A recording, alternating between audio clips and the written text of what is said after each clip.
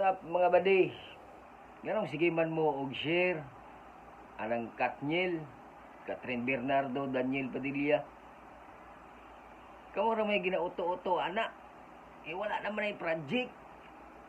Wala na sila project duha. Kabalo mo nganong gusto na sila magpasikat? Ha? Anong gusto sila magpasikat no? Kay tungod, wala na sila project. Kamo po mga uto-utoon. Sige mag-share post sa ilang mga dagway. Miski kung sa inyong ipangbutang, mga unsa-unsa pa diya. Kay para mudaghan nilang views. Para musikat sila balik. Kani po mga vlogger nga mga sikat, mga bugok. Apil-upilon po na nila para mudaghan nilang views. Algorithm ni Meta.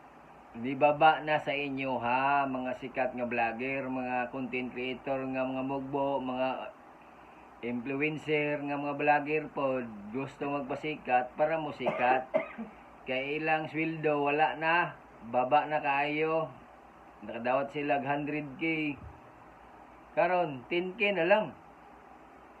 Walang gusto sila magpasikat, matong giigo nila si Katniel. Imbes sila yung musikat, nga madaghag followers, views.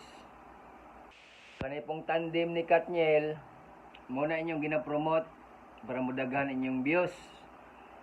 No, balik mo. Mga bugo mong tanan.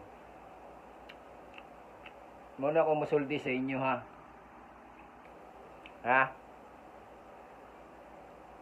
May pag mag-focus na lang mo sa inyong content. Mutuo po ko 100%. Mutuo pang tao sa inyo ha. Pero ako di na ako mutuo. Kay Katniel, sus. Murag gihapon na siya og eleksyon. Politics. Nga gusto mong magpasikat. Pero dili naman sikat.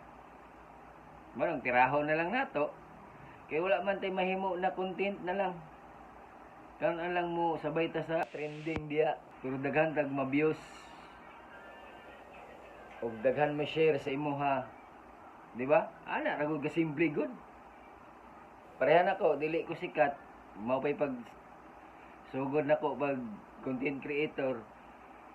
Kamo nitira na mo kay Katniel, ako tirahon budda mo. So kana lang. Og thank you, God bless. Kaon sa tag grips para malipay tag tanan. Di ba? Nakasimple itong kinabuhi sa tibok kalibutan. You know, ipit ba?